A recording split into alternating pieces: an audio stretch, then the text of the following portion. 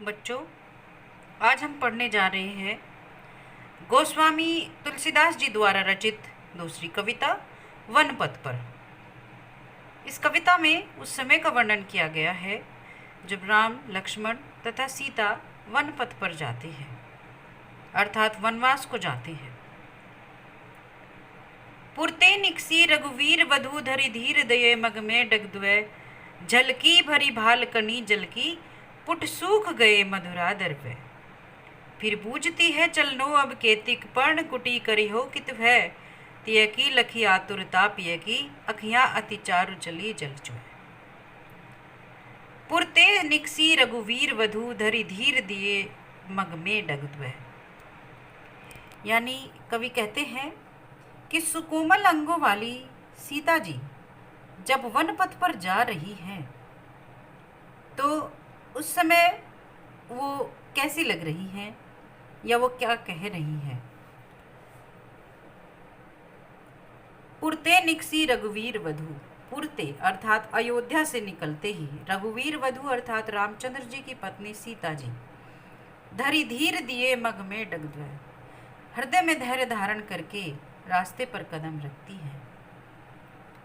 झलकी भरी भाल कणी जलकी पुट सूख गए मधुरा दर्वे। उनके भाल पर, उनके माथे पर पसीने की बूंदें झलक आई हैं और उनके दोनों होंठ प्यास के कारण सूख गए हैं। फिर बूझती हैं अब चलनो अब केतिक। फिर सीता जी रामचंद्र जी से पूछती हैं कि अभी और कितना चलना है। पर्णकुटी करी हो कित है, और पर्णकुटी हम कहाँ पर बनाएंगे। तिय की लखी आतुरता पिय की अखियां अति चारु चली जल चुए। अपनी प्रिया की ऐसी आतुरता को, बेचैनी को देखकर, व्याकुलता को देखकर रामचंद्र जी की आंखों में जल चुए अर्थात जल की बूंदे अर्थात आंसू आ गए हैं। महलों में रहने वाली सीता जी जब वन पथ पर जाती हैं तो उनके माथे पर पसीने की बूंदें आ जाती हैं, उनके दोनों होंठ प्यास के कारण सूख जाते हैं और फिर वे रास्ते में कहती हैं कि अभी और कितना चलना बाकी है, पर्णकुटी कहाँ पर बनाएंगे। तो ऐसी बेचैनी को देखकर रामचंद्र जी की आंखों में आंसू आ जाते हैं, जल की बूंदें आ जाती हैं। अब आगे पढ़ते हैं। जल को गए लखन है लरिका परिखो पिए छा घरी के है ठाड़ी, पोछी पसेयु बयारी करो अरुपायो पखारियो भूबुरी डाढ़ी। तुलसी रघुवीर प्रियाश्रम जाने के बैठे विलंब लो कंटक काढ़ी, जान की नहा को ने लखियो पुल को तनुवारी विलोचन बाढ़ी। जल को गए लखन है लरिका। सीता जी रामचंद्र जी से कहती हैं कि बालक लक्ष्मण, लरिका, लरिका अर्थात बालक, बालक लक्ष्मण जल लेने के लिए गए हैं। परिखो, परिखो मतलब प्रतीक्षा करो, प्रिय मतलब प्रिय, हे प्रिय उन बैठकर यहाँ बैठकर उनकी प्रतीक्षा करो। छा घरीक है ठाड़े, जहाँ पर छाया ज़्यादा छाया है यहाँ पर बैठकर उनकी प्रतीक्षा करो। पोछी पसेयु बयारी करो, मैं आपको पसीना पोंछूंगी और बयारी करो अर्थात हवा करूंगी। अरुपाए पखारियो बुबुरी ठाड़े, और जो पैर आपके मिट्टी में, गर्म मिट्टी में चलकर जल गए हैं, उन पैरों को पखारूंगी। तुलसी रघुवीर प्रियाश्रम जानी की, तुलसीदास जी कहते हैं कि रामचंद्र जी ने समझ लिया कि उनकी प्रिया अर्थात सीता जी श्रम, श्रम मतलब थक गई हैं, तो उन्होंने बहुत देर तक उसी छाया में बैठकर अपने पैरों से कांटे निकालते रहे, जिससे कि सीता जी वहाँ बैठकर ज़्यादा से ज़्यादा देर तक विश्राम करती रहें। जान की नहा को ने लखियो पुल को तनुबारी विलोचन बाढ़े। रामचंद्र जी का अपने प्रति यह प्रेम देखकर जानकी ने अर्थात सीता जी ने ये देख लिया कि रामचंद्र जी जो यहाँ बैठे हुए हैं वो इतनी देर तक इसीलिए बैठे हुए हैं जिससे कि मैं ज़्यादा से ज़्यादा देर तक विश्राम कर लूँ। तो अपने प्रति इतना प्रेम देखकर उनका मन पुलकित हो गया और उनकी आंखों से आंसू आ गए, अर्थात आंखों से जल जल की बूंदें निकलने लगी।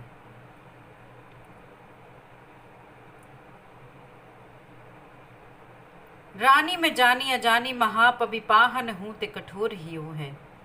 राजहु काज अकाज न जानो, कहो तियो को जिन कान कियो है। ऐसी मनोहर मूर्ति ये बिछरे कैसे प्रीतम लोग जियो है। आखिन में सखी राखी बेजोगी ने किमि के वनवास दियो है। जब राम सीता और लक्ष्मण वनवास पर जा रहे हैं, वनपथ पर जा रहे हैं, तो ग्रामीण स्त्रियां उन्हें देखकर क्या कहती हैं? रानी में जानी अजानी महा। एक सखी दूसरी सखी से कहती है कि मुझे तो लगता है जैसे रानी के कई महा अनजान हैं।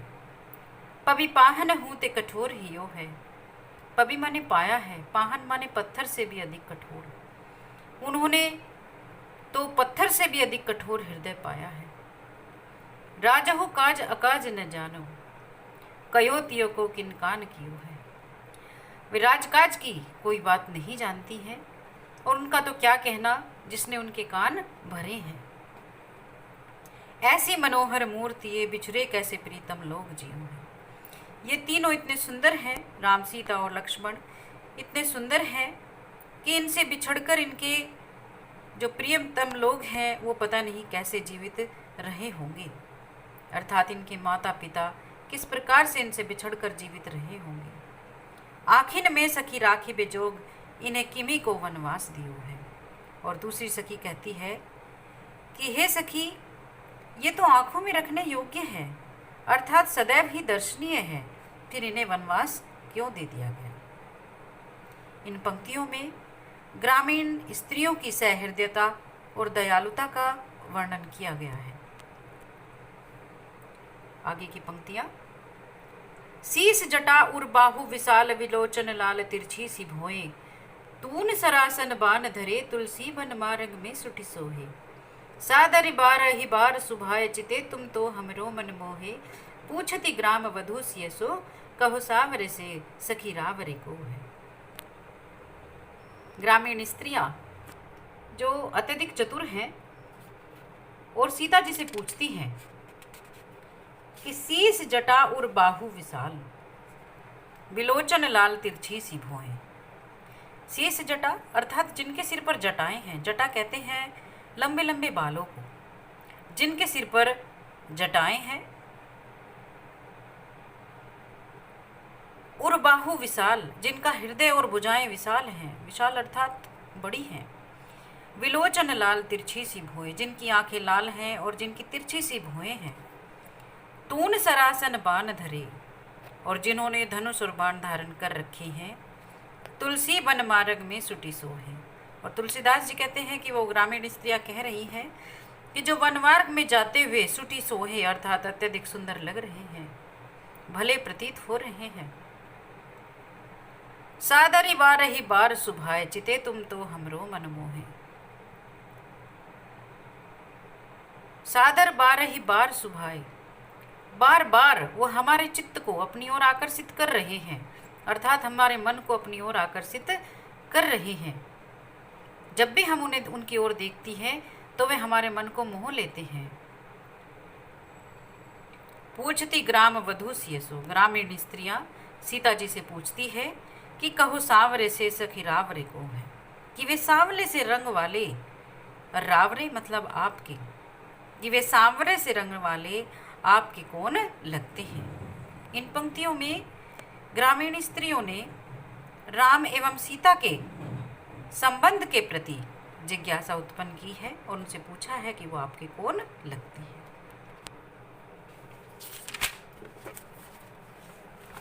अंतिम पंक्तियां वनपथ पर कविता की अंतिम पद ये पढ़ते हैं। सुनी सुंदर बैन सुधारस साने, सयानी है जान की जानी भली। तिरछे करी नैन दिसैन तिन्हें, समझाए कछु मुस्काए चली। तुलसी तेहि अवसर सोहे सबे, अवलोकति लोचन लाहु अली। अनुराग तड़ाग में भानु उदे, मनोमंजुल कंज कली। विकसी मनोमंजुल कंज कली। सुनी सुंदर बैन सुधारस साने, सयानी है जानकी जानी भली। अभी अभी जो पिछला पद्यांश हमने पढ़ा था, उनमें ग्रामीण स्त्रियों ने श्री रामचंद्र जी के विषय में सीता जी से पूछा था कि ये सांवले से रंग वाले आपके कौन लगते हैं। तो सुनी सुंदर बैन सुधारस साने। ग्रामीण स्त्रियों के ये सुंदर बैन सुनकर, बैन अर्थात वचन को, और सुधारस अर्थात अमृत से सने हुए इन वचनों को सुनकर सयानी है जानकी जानी भली। जानकी जी अर्थात सीता जी जो अत्यधिक चतुर हैं, वो अच्छी प्रकार से जान गई हैं कि वो किसके विषय में बात कर रही हैं। तिरछे करी नयन दिसैन तिन्हें समझाए कछु मुस्काए चली। सीता जी अपने नेत्रों को तिरछा करके और आंखों ही आंखों में उन्हें कुछ समझाकर, मुस्कुराकर आगे की ओर चल देती है। तुलसेत ही ओसर सोहे सबे अवलोकति लोचन लाहुअली। तुलसीदास जी कहते हैं कि उस अवसर पर वे स्त्रियां उनके दर्शन को स्वयं का लाभ मानकर राम की ओर टकटकी लगाते हुए देखती हुई शोभा पा रही थी, मानो सूर्योदय होने पर प्रेम के तालाब में सुंदर कमल कलियां खिल उठी हो। यहाँ पर राम सूर्य हैं, स्त्रियों का प्रेम तालाब है और उनके नेत्र कमल की कलियां हैं। और इन पंक्तियों में